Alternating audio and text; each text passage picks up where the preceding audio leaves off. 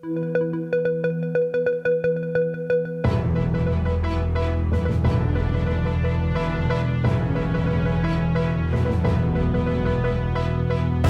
гледате Дневникот на Сител.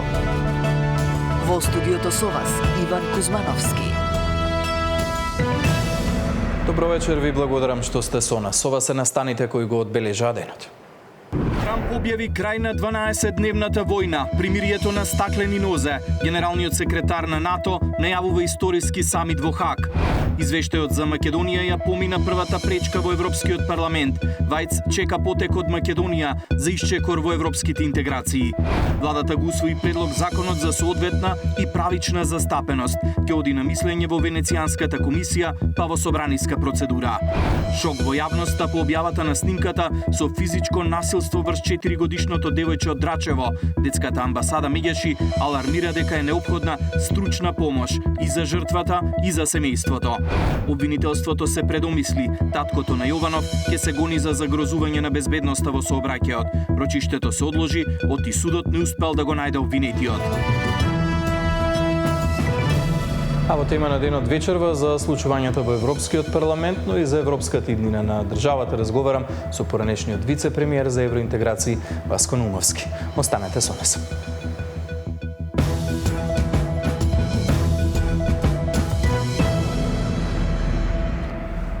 Македонија ја доби првата битка во Европскиот парламент. Извештајот на Томас Вајц помина на Комитетот за надворешни работи и покрај обидите на Бугарија да ја вметне придавката модерен за македонскиот јазик и идентитет. Но македонската дипломатија допрва треба да ја добие војната. Најавите се дека амандманите ќе бидат предложени и на пленарната расправа следниот месец. Ивана Соколович најдова ги има информациите. Извештајот за напредокот на Македонија за 2023-2024 година доби зелено светло од Комитетот за надворешни работи на Европскиот парламент. По бугарските обструкции, обидите за додавање придавки пред македонскиот јазик и идентитет, мнозинството со 40 гласа за, 19 против и 10 воздржани го прифати предлог извештајот. По усвојувањето на документот, австрискиот европратеник и известувач за Македонија Томас Вајц изрази задоволство бидејќи е изгласан со широко политичко мнозинство. Порача дека Македонија е дел од Европската унија и дека по 20 години преговори потребно е унапредување на процесот на проширување. Во изјава за 360 степени Вајц вели дека и покрај гласањето на извештајот за Македонија останува врската за спроведувањето на реформи и уставните измени. Well, negotiations were difficult and lengthy. We had to postpone once, but at the end of the day, this is a very clear majority, and I think that speaks for itself. I think it shows a clear will and a clear support by the European Parliament for the accession process, but it's a merit-based process, so reforms are needed. A constitutional change is needed. It might not be the last one. All our countries needed to do some constitutional changes to be able to join the European Union, the common market, the common legislation of the acquis communautaire. This is a very normal process, and yes, North Macedonia needs to do the next steps, so do the constitutional amendment so we can finally start actual negotiations. Европратеникот Галер од СДУ предложи амандман пред одредницата македонски јазик да стои модерен македонски јазик во корист на бугарите, но не доби поддршка бидејќи 6 европратеници го блокираа. On behalf of the group, I would like to propose one oral amendment which concerns compromises 1 and 10, and it is simply to add the word modern at 4 places, modern, so that it would read modern Macedonian language and identity. Сепак, Галер најави дека овој амандман ќе биде предложен на пленарката, каде што конечно треба да биде усвоен извештајот. Мнозинството ги одби останатите бугарски амандмани, пошто бугарскиот европратеник Валчев најави дека како додаток на извештајот ќе предложи додавање на мислење на малцинството. На 4 јуни гласањето за извештајот беше одложено по барање на Вајц поради притисоците од бугарските европратеници кои не се согласуваа со тоа што во документот децидно се наведуваат македонскиот јазик и идентитет. Вајц призна дека бил сведок на интензивни политички дебати околу извештајот, но дека апсолутно стои за документот за кој во преговорите и компромисите, како што рече тогаш, биле вклучени сите пратенички групи во Европарламентот. Сега се чека и конечното гласање на пленарното заседание на Европскиот парламент за периодот од 7 до 10 јули во Страсбург. Ивана Соколович најдова, Сител телевизија. Премиерот Мицкоски вели дека амандманите потврдиле дека проблемот на Бугарија не е внесот на бугарите во уставот, туку македонскиот идентитет. Според опозицијската СДСМ, тие ја повикуваат власта да запре со водење на надворешната политика, како што велат водена од дневно партиски калкулации. Ако ги слушате пораките од поедини политичари кои што доаѓаат од Брисел, дека никогаш идентитетот не бил предмет на договори и разговори, дека никогаш јазикот не бил предмет на договори и разговори, дека тој бил бетониран, запечатиран, затворена тема, видовме дека не е така. Но добро е тоа што ја поминавме оваа прва фаза на Комисијата за надворешна политика или позната како АФЕТ. Убедливо беше гласањето, 40 наспроти 19 и 10 беа воздржани. И во следниот период очекуваме да се најде на пленарна седница меѓу 7 и 11. Да, ќе има амандмани.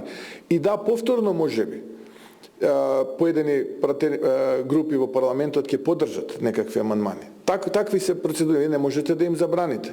Таму има европратеници кои што доаѓаат. Но важно е дека вие сите видовте дека не е неколку стотини бугари во устав, дека подлабока е болката и дека е децениска, дека е вековна. Ние ќе се бориме, дали ќе успееме, не знам. Па сега се оценува дека денешното однесување на Европската народна партија ИПП, сестринската партија на ВМРО ДПМН, е директен историски дипломатски пораз за Христијан Мицкоски и за неговата партија.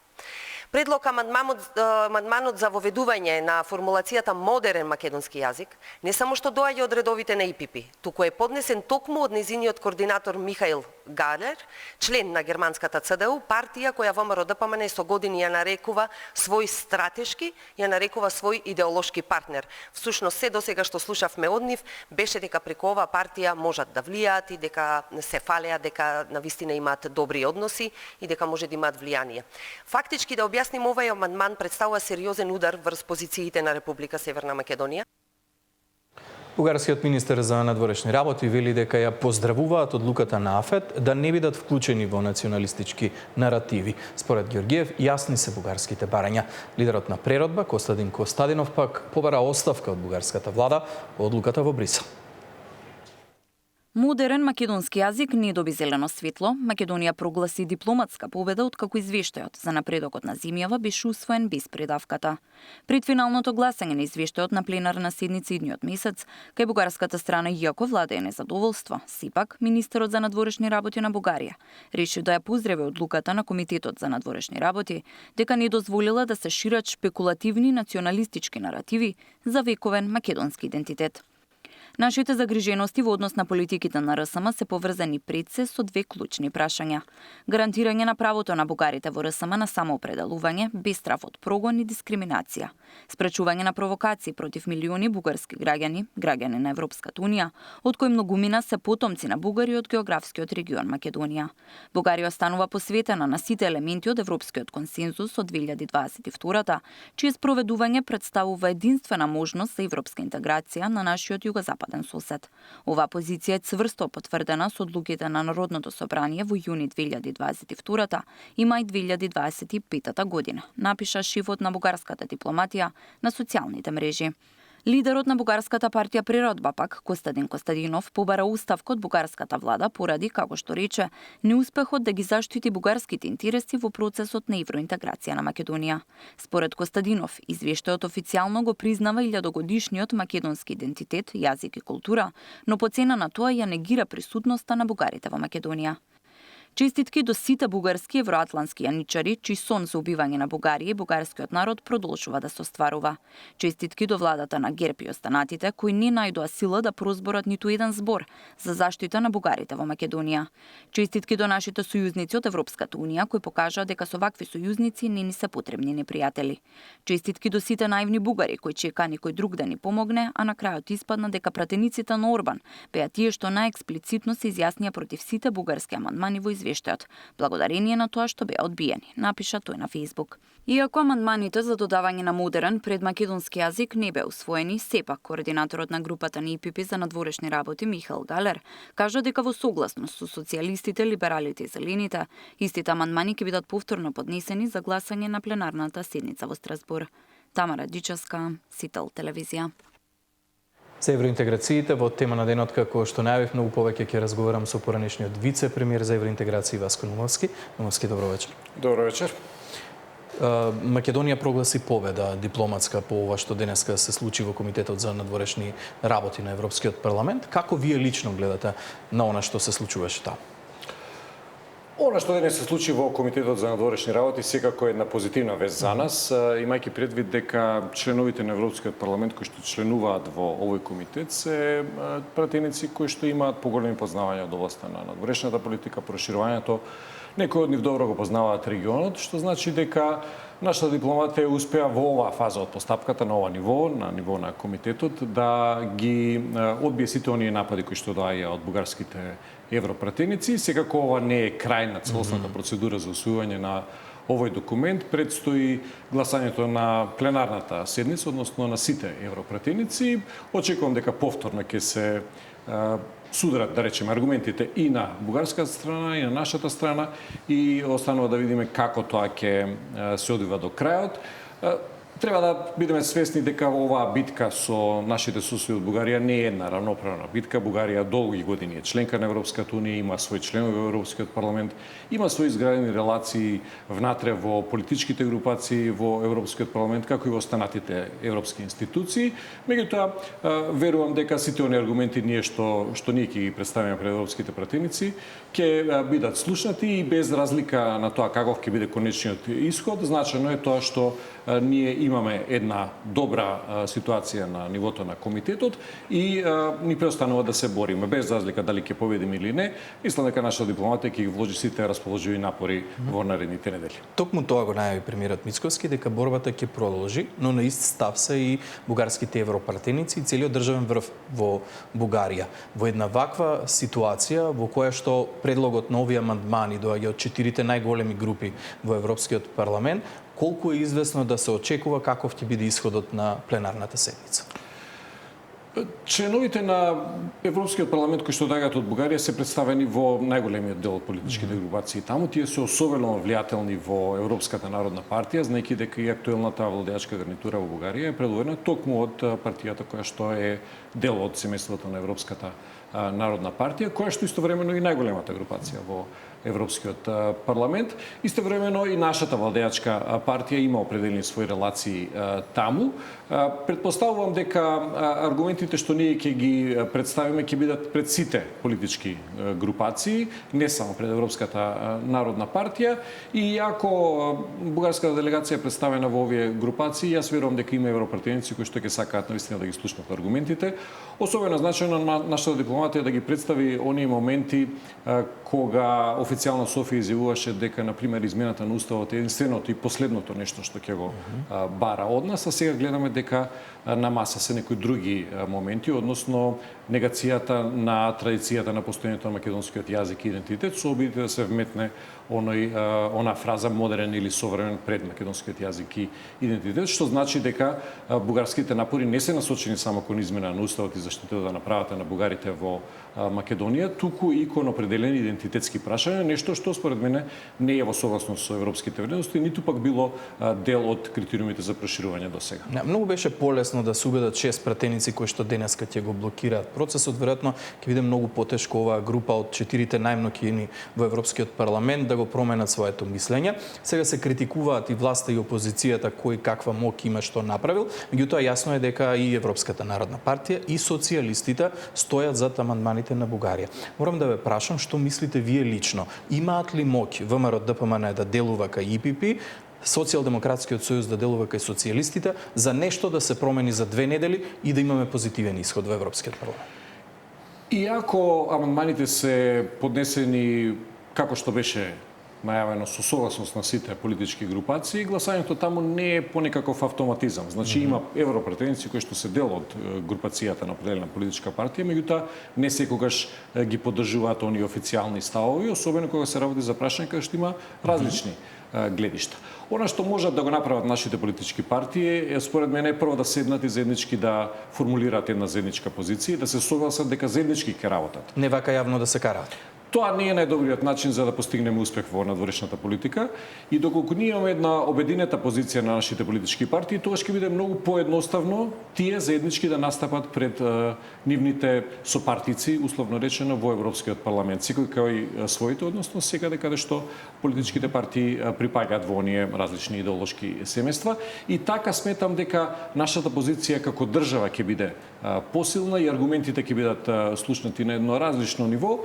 Не сум многу оптимист дека тоа ќе се случи во наредните недели, но да се надеваме дека вакви моменти и вакви ситуации ќе придонесат за создавање на една подобра атмосфера и дека во сите идни битки кои што ќе ги водиме во Европскиот парламент, да не забораваме дека ова нема да биде последната битка, ние ќе се соочуваме со многу препреки понатаму во текот на преговорите и во сите тие идни битки ќе имаме една обединета позиција. Ајде сега малку со предпоставки мораме во ваква една ситуација, што доколку помине позитивно, извештајот биде изгласан така како што нам ни одговара, без да има придавка модерен пред јазикот и идентитетот, дали еден таков документ во рацете на Христијан Мицковски може да значи полесна можност за почеток на уставни измени? Сметам дека доколку имаме таков документ, тоа ќе биде и во насока на потврда на ставовите на официјална Софија дека Софија нема да бара ништо друго освен измената на уставот.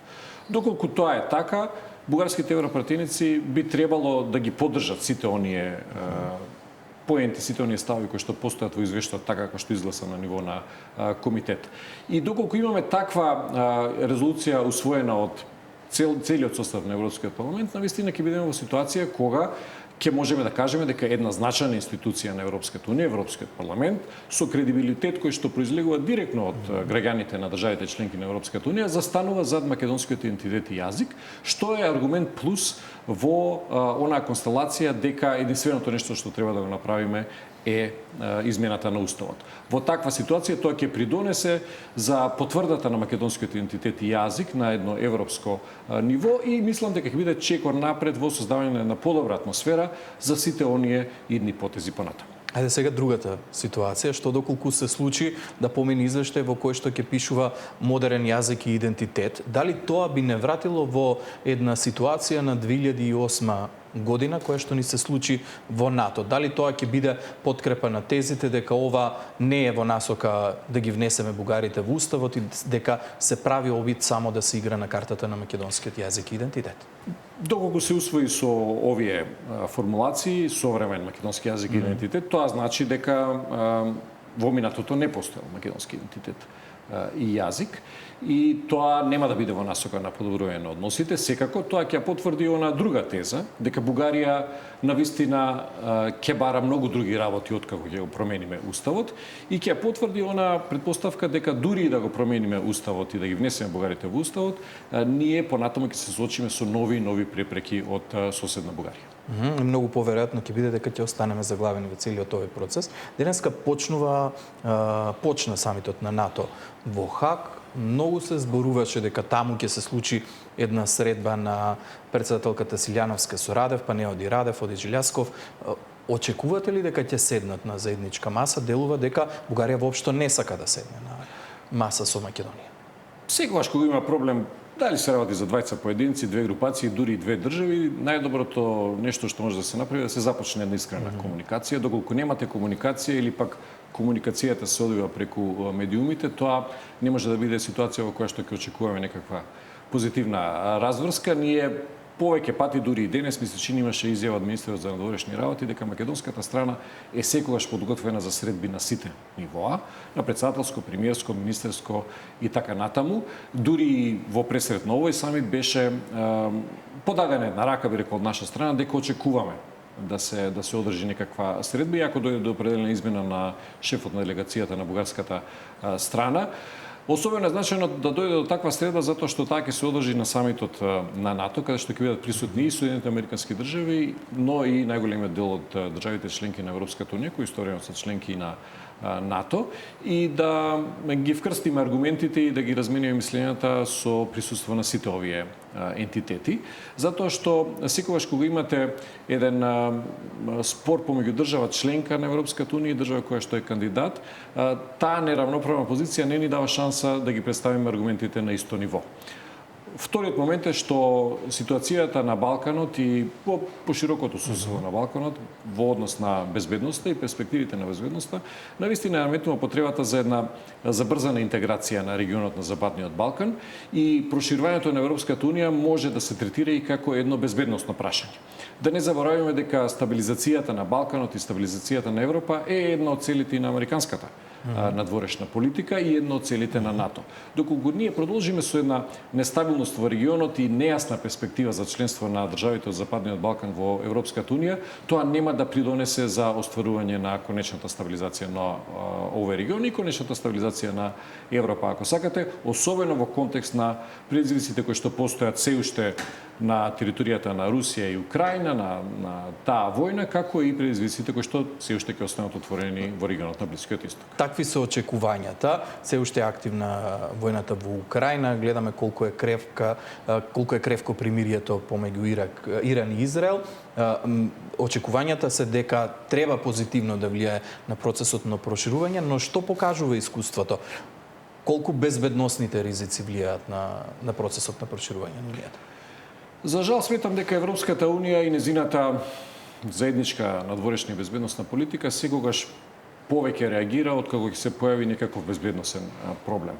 Наместо да делува превентивно и да ги затвори сите оние прашања поврзани со проширувањето пред да се случи некаква криза, ние сме свесни дека и во поглед на проширувањето, но и во некои други политики Европската унија се буди од еден своевиден политички сон секогаш кога ќе се појави некаква криза. Кризата во Украина, рускиот напад врз Украина и војната што се уште е актуелна таму е уште еден показател дека Европа ја дочека таа криза неподготвена и веројатно се уште нема научено дека сите тие прашања треба да се затворат пред да се дојде до ситуација на криза која што може да ескалира понатаму и да ја загрози самата Европска унија.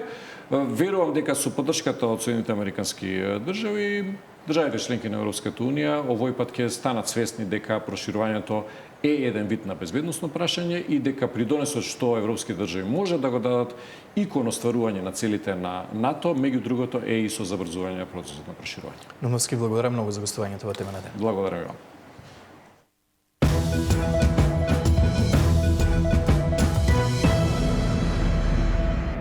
И додека Израел и Иран се обидуваат да го испочитуваат примирието, во Хаг почна самитот на НАТО кој генералниот секретар Руте го најави за историски. Клучна промена треба да биде издвојувањето од државниот буџет од 2 на 5% за одбраната, но и планот за гарантирана безбедност на земите членки.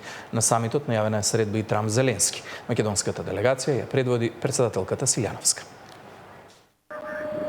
Планот за зголемување на безбедносниот буџет на НАТО во фокусот на самитот во Хаг. Ниту една земја членка не може да го одбие планираното масовно зголемување на трошоците за одбрана, рече генсекот на Алијансата Марк Руте. На дводневниот самит во Хаг се очекува НАТО земјите да го одобрат планот според кој ќе мора да издвојат 5% од својот бруто домашен производ за вооружување до 2035-та. Руте вели дека неколку од земјите членки се обидуваат овие трошења да ги стигнат уште во 2029-та. Why is this important? Because we know that Russia is reconstituting itself at a pace, at a speed which is really staggering and frightening. And so we have to stand ready. If we don't, we cannot defend ourselves in 3 to 5 years from now. Today they know if they try anything, our reaction will be devastating. But we have to make sure that in 3 to 5 years they won't try. Украинскиот претседател Володимир Зеленски пристигна во Хаг. Руската инвазија на неговата држава е всушност и главната причина зошто НАТО алијансата сака да го зголеми трошењето пари за одбранбени системи. Зеленски предупредува, разузнавачките информации кои тој ги добива велат дека Путин се подготвува за напади врз цели на НАТО во Европа. We must stop Putin now and in Ukraine, but we have to understand that his objectives reach beyond Ukraine. European countries need to increase defense spending. We believe that 5% of GDP is the right level. A united Europe can create a defense capability that will destroy Russia's illusion that war with Europe could bring it anything, to kill that illusion faster, we must take away Russia's ability to continue this war against Ukraine with impunity. Европа ги зголемила парите за поддршка на Киев во војната со Украина. Председателката на Европската комисија рече дека од јануари до сега Европа дала речиси идентично пари за Украина како лани цела година. За 5 години очекувањата се дека Европа ќе инвестира околу 800 милиарди евра во одбраната. How we invest is just as important as how much we invest. Russia's full-scale invasion of Ukraine has changed warfare. On the one hand, it has consumed more hardware than any other war. But on the other hand, battles have been won and lost because of software, jamming systems, and artificial intelligence.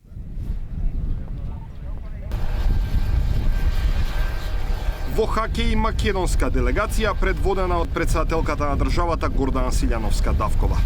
Освен председателката, од Скопје отпатуваа и министрите за надворешни работи и за одбрана Тимчо Муцунски и Владо Мисајловски. Се уште се чека потврда од Софија дали Силјановска-Давкова во Хаг ќе се сретне со премиерот на Бугарија Росен Желјасков. Даниел Василев, Сител телевизија. Владата го усвои предлог законот за соодветна и правична застапеност. Ќе оди на мислење во Венецијанската комисија, па во собраниска процедура.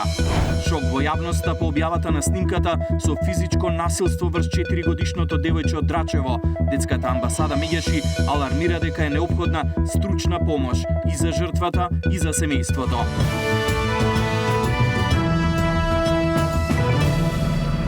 На денешната седница владата го усвои предлог законот за соодветна и правична застапеност. Според премиерот, ова ќе донесе професионален јавен сектор согласно планот. Предлогот прво ќе оди на мислење во Венецијанската комисија, пошто ќе биде испратен на расправа во собранието. Речиси една година преговори во владината коалиција, владата го усвои законот за правична застапеност на етничките заедници во јавниот сектор. Пред да стигне кај пратениците за конечно усвојување, ќе треба да биде проверен и од Венецијанската комисија. Законот треба да го замени укинатиот балансер и да гарантира професионална администрација, но во која етничките заедници ќе имаат своја соодветна застапеност согласно Уставот и рамковниот договор. Оние кои ќе сакаат да се вработат или да унапредуваат во службата, нема да даваат изјави за етничка определба, туку таа ќе се одредува според тековните документи за лична идентификација. Кога институциите се праведни и ефикасни, сите граѓани добиваат подобра услуга. Тоа е темелот на трајна меѓуетничка доверба и вистинска сплотеност. Законот е гаранција дека етничките заедници ќе бидат соодветно и правично застапени. Логично е дека секој оној кој што ќе аплицира ќе мора да покаже и докаже кој е, и во законот е предвидено да тоа биде со лична карта или со друг документ кој што со согласно закон го идентификува лицето. Конечно тргнува застапеноста од влијанието на дневната политика и го прави законското право за секој граѓанин без оглед на етничката припадност. Сепак, методологијата и процентите на застапеност на одредена заедница во администрацијата ќе биде определена дури откако законот ќе биде донесен. Неа ќе ја подготвува посебно координативно тело составено од владени представници и Агенцијата за администрација. Основа за тоа, како што претходно објасни вице-премиерот за добро владење Фетај, ќе бидат податоци од последниот попис, но не откри дали предвид ќе биде земено само резидентното население или пак ќе биде вклучена и диаспората. Албанската опозиција веќе негодуваше дека овој закон е антиалбански. Мицкоски вели дека критиките на ДУИ не се суштински, туку само етнички поларизираат. Впрочем, ДУИ е политичката партија која што во рамките на претходната влада во извештај вели дека балансерот како алатка е исцрпена и дека треба да се избрише. И сега истите тие се против самите ДУИ. Значи, кога е ДУИ опозиција, е против ДУИ кога е во влада. Претходно и вице-премиерот за односи меѓу заедниците оцени дека меѓуетничките односи се стабилни, а критиките предизборни. Штом се доближуваат било какви избори, секој се обидува да земе поени играјќи на некакви си карти кои се надвор од некакво си нормално однесување, кога не станува збор за изборен период. Така да тој аспект очекувано е. Тоа е првата работа, инаку меѓунетнички односи во овој момент во државата се стабилни. Уставниот суд во октомври го укина балансерот како механизам за вработување во јавната администрација по етнички клуч. Уставните суди оценија дека припадноста на одредена етничка заедница не може да биде критериум за вработување. Претходно, како неуставни, беа оценети изводите од матичната книга на родени, во кои требаше да стои графа за етничка определба, како гаранција дека нема да има злоупотреби за полесно вработување во јавниот сектор преку етничките квоти. Катерина Нешкова, Сител телевизија. Крај првичната застапеност со законски измени се менува и вредноста на подароците кои може да ги добијат вработените во јавниот сектор. Министерот Минчев очекува законските измени да придонесат за поефикасна администрација. Синдикатите пак побараа почитување на работничките права. Подароци во вредност до 50 евра ќе можат да примаат вработените во јавниот сектор, без да се сметаат за мито. Со измените во предлог законот за вработени во јавен сектор се зголемува сумата што можат да добијат административците. Во законот пишува дека вработените не смеат да бараат, ниту примаат подароци поврзани со нивната работа, со исклучок на протоколарни и повремени подароци од пониска вредност. За подароци со пониска вредност се сметаат оние кои не ја надминуваат сумата од 3000 денари, или подароци добиени од иста личност, чија вкупна вредност не надминува 4000 денари годишно. Досега за подарок со пониска вредност се сметаше до 1000 денари. Сепак во законот е наведено дека вработените се должни да ги предупредат дарителите на протоколарни подароци или подароци со пониска вредност, дека истите стануваат сопственост на институцијата, откако претходно ќе се внесаат во евиденцијата на подароци. Предлог законот е со европско знаменце и ќе се најде на собраниска седница крајот на овој месец. Инаку на денот на државните службеници, првиот човек на ова министерство порача дека администрацијата мора да биде компетентна и ефикасна, а за тоа веќе се почнати реформи. Без интегритет кај службениците нема доверба кај граѓаните. Без ефикасност нема економски развој. Без модерна, отчетна и департизирана администрација нема ЕУ интеграција. Ова министерство ќе биде носител на реформите, ќе бидеме двигатели, бидејќи нашата заложба е транспарентна, нашата борба е честна, нашата цел е јасна. Затоа нема да запреме, се додека секој јавен службеник не биде третиран достоинствено, се додека системот не ги препозна заслугите наместо партиските книшки. Кога се зборува за јавен сектор, се мисли и на здравство, образование, полиција, противпожарни екипи, а не само на шалтерски работници. Сите тие имаат исти барања, повисоки плати и подобри услови за работа, вели синдикалниот лидер на јавниот сектор. Тоа се сите јавни служби, оние луѓе што сите знаеме да ги критикуваме, да велиме дека идат на работа, земаат плата, не работат ништо, меѓутоа треба да знаеме дека без јавните служби, без оние луѓе што ни помагаат на сите, без здравство, без образование, без администрација не може да постои ниту една држава во Европа, па камоли во светот. Она што се надеваат работниците е нормално поголеми плати, поголеми примања и начин како да се преживее месецот. Имавме некои подвижувања на предна линија во одредени делови јавниот сектор, меѓутоа ќе можам да зборам за онаа каде што немаме, тоа јавната администрација, значи државните службеници, правосудството. Сектор работат 128.000 лица. Во некои сектори се испочитувани колективните договори, со кои имаат зголемување на платите и додатоците на плати, но кај дел се уште не се. Денос ке очекува во целост исполнување на она што е договорено, затоа што, како што вели 80% од вработените во јавниот сектор се уште земаат под просечната плата. Наташа Мерсовска, Сител телевизија.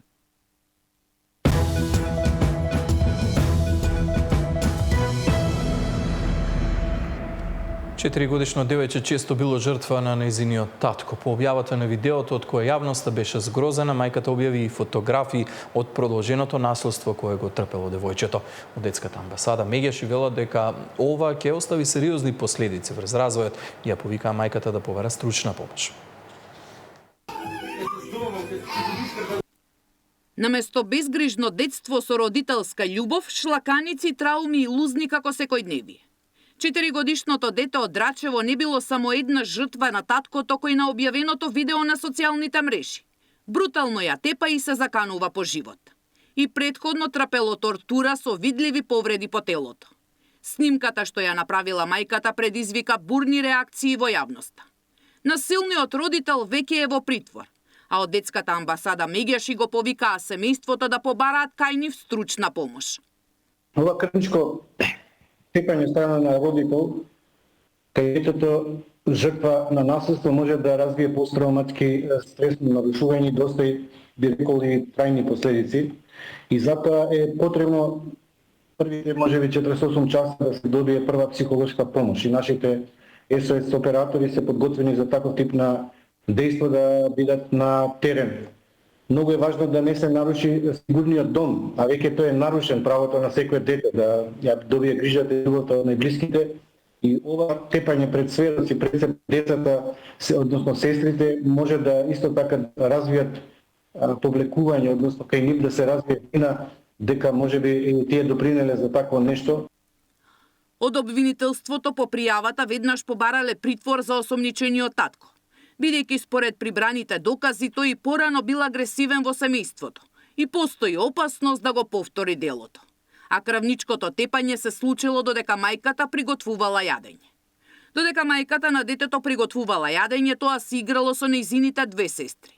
Во еден момент девојчето се качило на креветот во дневната соба, за да ги земе играчките, поради што осомничениот започнал да ја навредува и да ја удира со шлаканици по лицето, нанесувајќи и телесни повреди, набиеница на главата и огреботини на кожата на лицето.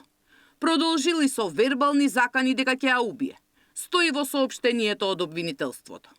Освен вербалните искази и снименото видео од страна на мајката е дел од доказната постапка во обвинителството. Сања Димитровска, Сител телевизија. Обвинителството се преддомисли, таткото на Васил Јованов ќе се гони за загрозување на безбедноста во сообраќајот, дело за кое е предвидена пониска казна. Рочиштето денеска се одложи и судот не успел да го најде обвинетиот. Таткото на Васил ќе се гони за поблаго кривично дело за загрозување на безбедноста во сообраќајот. Обвинителството образложи дека добиле нови докази кои ја менуваат фактичката состојба, па обвинетиот нема да се гони за предизвикување општа опасност, дело кое носи парична казна или затвор до 3 години. Наместо тоа, сега обвинетиот Зоран Јованов ќе се гони за кривично дело кое предвидува парична казна или затвор до 1 година. Рочиштето е одложено за на 3 септември. Според судијата Снежана Марковска, судот направил 2 обиди да ја достави поканата и обвинителниот акт, но поканата се вратила како неуредна достава. Не можеле да ги најдат на адресата која имаат во судот ниту обвинитиот Зоран Јованов, ниту неговиот адвокат Сашко Дуковски. Таткото на Фросина најави кривична пријава бидејќи смета дека е направен правен инженеринг како во одредувањето на судијата за овој предмет, така и во одредувањето на кривичното дело. Во затворот му обезбедуваат телефон. Тоа е тешко кривично дело, бидејќи насочува на прикривање, мотиви за прикривање на убиство. Како може такво нешто да недостасува при едно обвинение на родител? Ами само дека му дал колата. Ќе поднесиме пријава и ќе ја доставиме до обвинителот и до судечкиот судија. Независно што судечкиот судија веќе сметаме дека се стекна со епитет судија на мафијата, бидејќи и Васо, убиецот, и татко му го суди. Она мора да биде свесна дека ако не знаела, морала да биде свесна дека е наместена. Пред кривичниот суд денеска беа поставени транспаренти со пораки, нови членови во законот, а потоа во судскиот совет и експертски судски реформи, а на плочникот пред зградата беа насликани крвави дланки. Таткото на Васил Јованов е обвинет бидејќи му го давал возилото на својот син, иако знаел дека тој нема возачка дозвола и дополнително бил повеќе кратен сторител на сообраќајни прекршоци. Васил Јованов е осуден на 12 години затвор за сообраќајката на булевар Партизански одреди, во која усмрти младата Фросина Кулакова, која минуваше на зелено на пешачки премин. Миријана Давидовска, Сител телевизија.